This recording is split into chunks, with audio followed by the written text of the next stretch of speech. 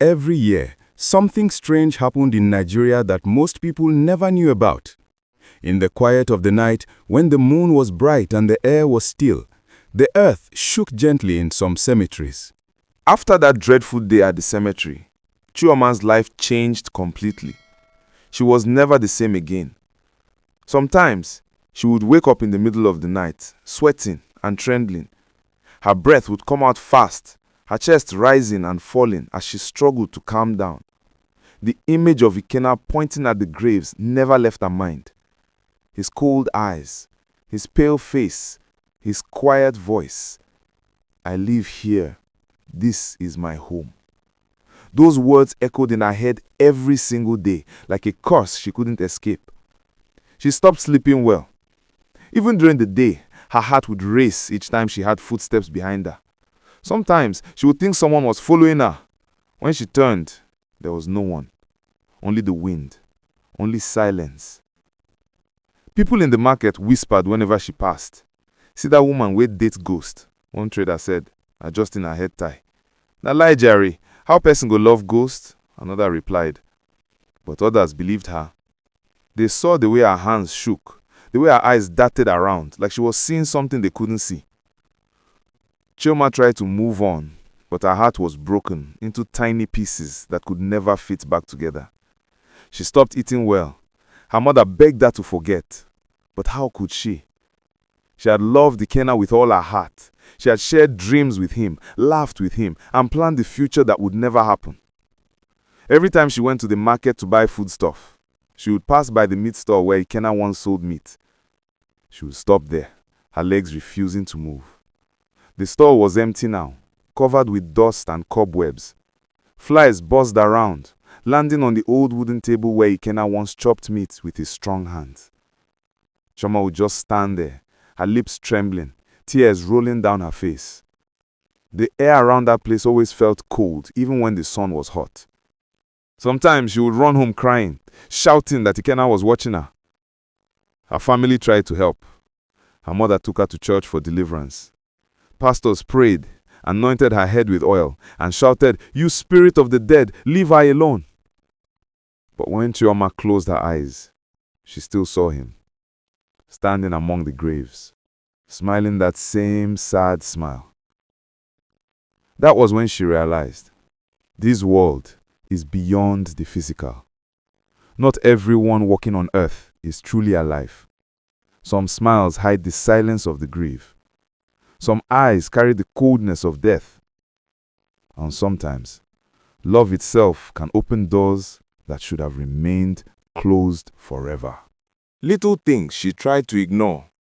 At night, when she returned home from her restaurant, she would see shadows moving near her window. At first, she thought it was just the wind, or maybe a stray cat. But when she turned to check, nobody was there.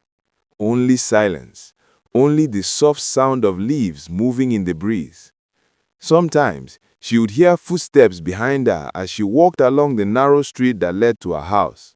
The sound followed her, matching her pace. Her heart would beat fast, her palms sweaty, but whenever she turned around, there was no one. Only darkness stretching down the road. Even dogs in the area would start barking for no reason when she passed, their eyes following something she could not see. One night, she came home and found her front door slightly open. She froze. She was sure she had locked it before leaving for work. Slowly, she pushed the door, her hands shaking. The house was quiet.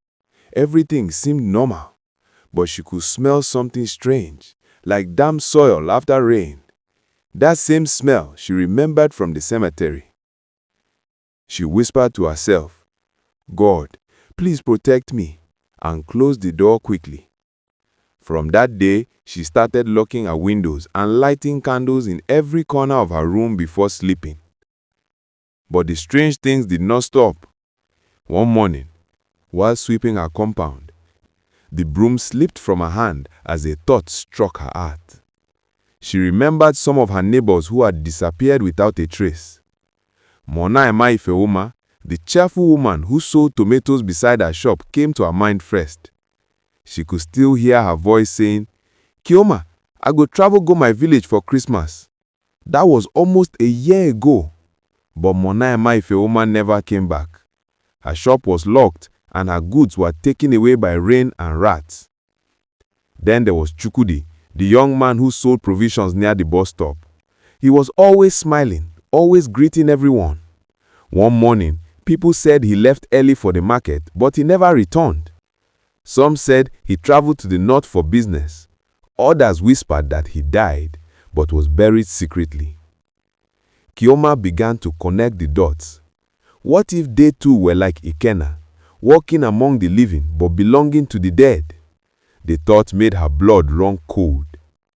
She started avoiding people completely. She stopped greeting her neighbors. Even when customers came to her restaurant, she would serve them quickly and avoid eye contact. She told herself, "You never know who is real anymore." At night, when laughter came from the street, she would shut her window tight. If someone knocked on her door late in the evening, she pretended not to be home. Her friends thought she was becoming strange, but Chioma knew what she had seen. She had loved a ghost once, and she would not let another one come close again. To her, every smiling face might be a ghost in disguise. Every handshake might belong to someone from the grave, and every familiar voice might be echoing from the world beyond. Despite her fear, Chioma continued running her restaurant. That small food joint was the only thing that kept her busy, the only thing that reminded her that she was still part of the living. Every morning, she would wake up early, light her stove, and start cooking rice, beans, stew, and soup for her customers. Even though she was still afraid of everything around her, she forced herself to keep going. She needed the money to survive. One sunny afternoon, while the smell of fried plantain filled the air and customers chatted loudly under the small canopy, a man walked in. He was tall, handsome, and neatly dressed in a clean white shirt and dark trousers. He had a kind face that made people look twice. His name was Uche. He smiled warmly and said, "Good afternoon, madam. Give me jollof rice and goat meat." Chioma looked up slowly. Her eyes met his, and for a moment she felt something strange. Calmness. His eyes were gentle, his smile soft. He looked so normal, so human. But after everything she had seen, she didn't trust anyone anymore. She simply nodded and went to dish his food quietly. When she brought the plate of steaming jollof rice and spicy goat meat to his table, Uche smiled again. He took a bite, closed his eyes briefly, and said, "Your food is delicious. You must be a good cook." Chioma only nodded shyly. Her lips curved into a small smile, the first real smile she had made in weeks. She didn't say much, but deep inside, she felt a spark of warmth. From that day, Uche became a regular customer. He always came in the evening, when the sun was going down and the street lights were coming on. He always greeted her politely, always smiled, and never complained about anything. Sometimes he would sit quietly in one corner, eating slowly as if he had nowhere else to be. Chioma started noticing something unusual about him, but this time it wasn't fear, it was peace. Whenever Uche entered her restaurant, the air felt lighter. No cold wind, no shadows moving behind the curtains, no whispers calling her name. It was as if his presence chased away the darkness that had been haunting her. Even her workers noticed. "Madam, that man wey dey come every evening, he good person o. He get good spirit. Anytime him dey here, everywhere calm." Chioma would pretend not to care, but in her heart, she agreed. There was something comforting about him. She began to look forward to his visits. When she heard footsteps outside around his usual time, her heart would beat faster, not in fear, but in hope. Sometimes, after eating, Uche would stay a little longer, helping her pack chairs or sweep the front of the shop. When Chioma told him not to bother, he would laugh softly and say, "Helping a good woman is never a bother." Those words stayed in her heart. For the first time in a long while, Chioma felt that maybe, just maybe, life could still be kind to her. Weeks passed, and Uche continued visiting Chioma's restaurant faithfully. He became more than just a customer. He became part of her daily life. Sometimes, when the place was crowded, he would roll up his sleeves and help her arrange chairs or wash plates. The workers began teasing her, whispering and smiling whenever Uche showed up. "Madam, your friend don't come again, oh," one of them would say with a grin. Chioma would pretend not to hear, but deep inside, she felt something warm growing in her heart, something she hadn't felt in a long time. One cool evening, after the last customer had left, Uche stayed behind to help her close the restaurant. He wiped the tables while she counted the money for the day. The air was quiet, except for the sound of the ceiling fan spinning slowly. After a moment, Uche turned to her and said softly, "Chioma, you've been so kind to me. I like you. Can I have your phone number?" Chioma froze. Her hands stopped moving. For a few seconds, the whole world went silent. Her heart began to beat fast. She wanted to say no. She wanted to tell him to leave her alone. But something deep inside her whispered, "Give him a chance. Maybe he was different. Maybe not everyone came from the grave." So with shaky hands, she picked up a piece of paper and wrote her number down. When she gave it to him, Uche smiled warmly and said, "Thank you, Chioma. I promise I won't disturb you." Days turned into weeks, and they began talking on the phone every evening. Uche was different from any man she had ever known. He was patient, respectful, and kind. He never rushed her or tried to force closeness. Sometimes, he would just listen quietly while she talked about her fears. He noticed that sometimes, Chioma would suddenly become quiet or look frightened for no reason. One afternoon, while they were sitting outside the restaurant, he asked gently, "Chioma, what's wrong? You always look frightened. Did someone hurt you?" At first, she said nothing. Tears filled her eyes and her lips trembled. Then slowly, she began to speak. She told him everything. How she met Ikena, how they fell in love, how she discovered the truth at the cemetery, and how her life had never been the same again. Uche listened quietly, his eyes fixed on her face. He didn't interrupt or laugh. When she finished speaking, he took her trembling hands in his and said softly, "Chioma, I believe you. I may not understand everything, but I know pain when I see it. What you went through is real. But listen to me, not everyone you see is a ghost. There are still good people among the living." Those simple words went straight into her heart. It felt like a heavy burden was slowly lifting from her shoulders. For the first time in a long while, Chioma felt understood. She wiped her tears, smiled weakly, and whispered, "Thank you, Uche." He smiled back. That evening, as Uche walked away and waved goodbye, Chioma stood by the door of her restaurant watching him disappear down the street. The sun was setting, painting the sky orange and gold. A gentle breeze brushed her face, and she closed her eyes. Slowly, Uche brought light back into Chioma's dark world. He became like a new breath of life to her, gentle, patient, and full of kindness. Every morning, he would stop by her restaurant before going to work just to greet her. Sometimes, he brought fresh vegetables or bags of rice, saying, "Use this for your stew today, Chioma. I want your customers to keep coming back."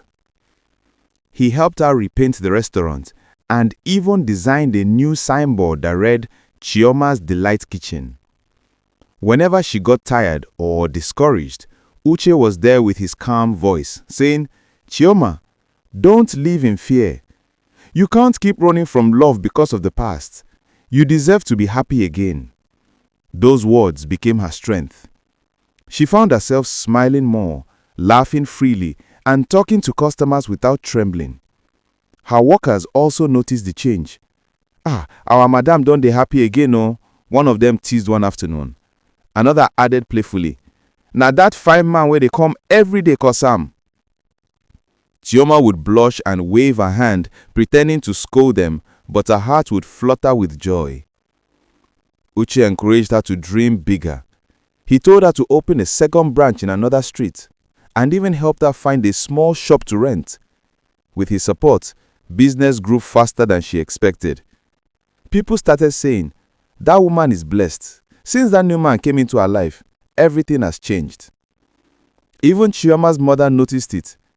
"My daughter, I haven't seen you smile like this since your father died," she said one evening when Chioma visited home. Chioma just smiled and whispered, "Mommy, maybe God is giving me another chance." After many months of friendship and growing closeness, Uche invited Chioma to meet his family in Awka. When he told her, she froze for a moment. Her hands trembled slightly.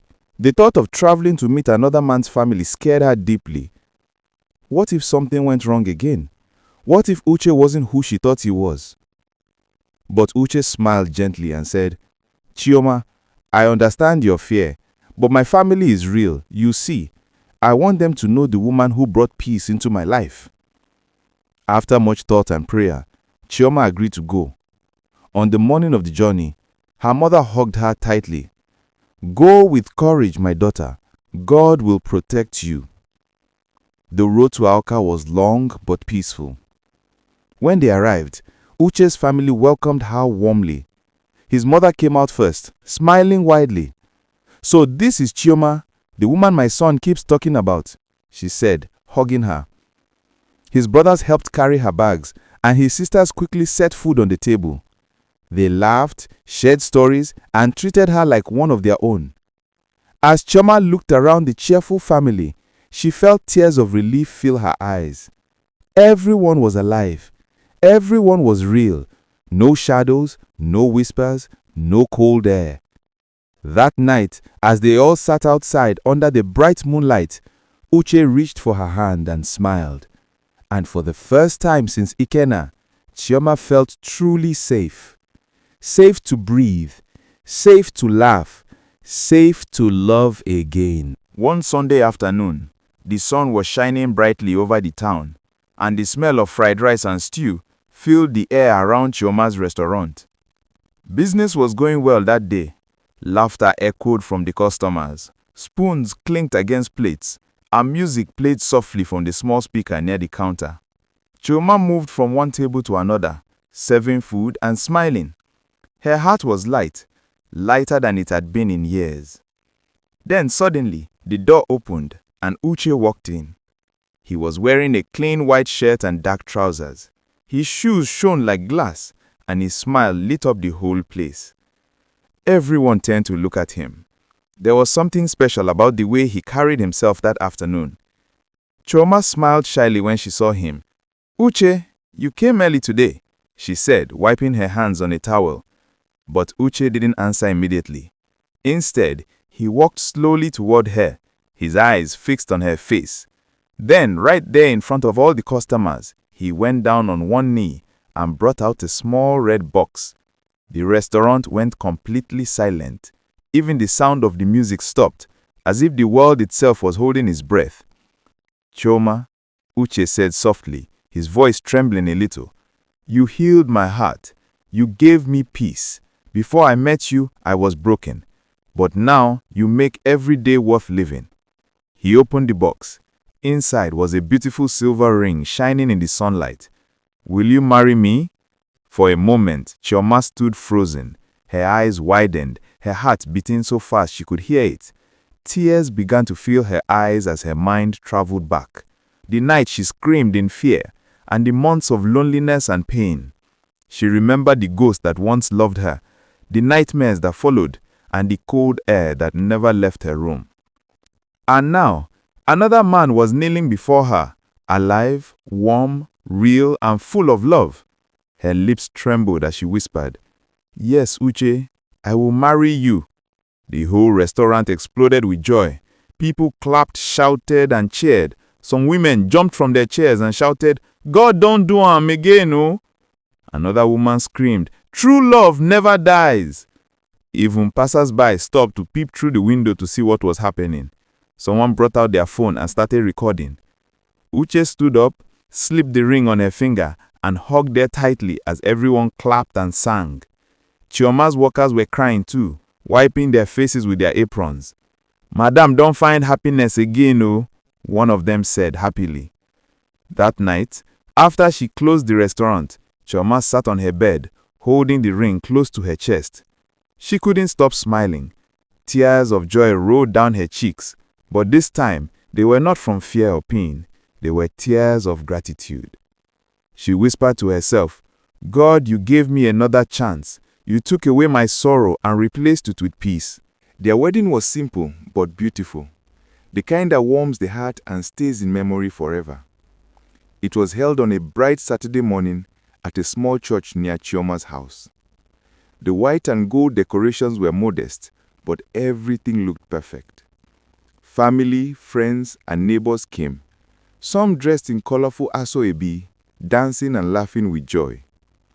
The church choir sang sweet songs, and the pastor blessed their union, saying, "May this marriage bring peace, joy, and everlasting love." When Chioma and Uche exchanged vows, tears filled many eyes. Even Chioma's mother cried softly, whispering, "My daughter has finally found happiness." After the wedding, there was a small reception outside the church. There was plenty of food: jollof rice, fried rice, pepper soup, meat pie, and drinks for everyone. The DJ played high-life music, and people danced freely under the warm afternoon sun. Children ran around happily, laughing and blowing balloons. Uche couldn't stop smiling as he held Chioma's hand and said quietly, "Today is the best day of my life." Everyone clapped when the couple cut their wedding cake. As they fed each other a piece, people shouted, "Kiss your bride," and they laughed shyly. It was a day filled with joy, peace, and love. A day Chioma would never forget. After the wedding, Uche and Chioma moved into a new apartment in a quiet part of town. The compound had flowers in front and a small playground at the back where children could play. It was peaceful, bright, and full of life, very different from the old house that carried memories of fear. They started their new life together with hope and gratitude. Uche continued to run his small business, while Chioma managed her restaurant, which was now more successful than ever. In time, God blessed them with two beautiful children, a boy and a girl. Their laughter filled the house every morning. Uche loved playing with them, carrying the boy on his shoulders while the little girl chased him around the living room. Chioma would stand by the door, smiling softly as she watched them. Sometimes she would whisper, "God, thank you. You turned my pain into peace." Her heart would swell with gratitude. She finally felt like she was living again, free from the shadows of her past. But even with all her happiness, there were nights when her mind wandered back to the days of Ikena. She never spoke about him anymore, but she never truly forgot him either. He had been a part of her story, the painful beginning that led her to peace.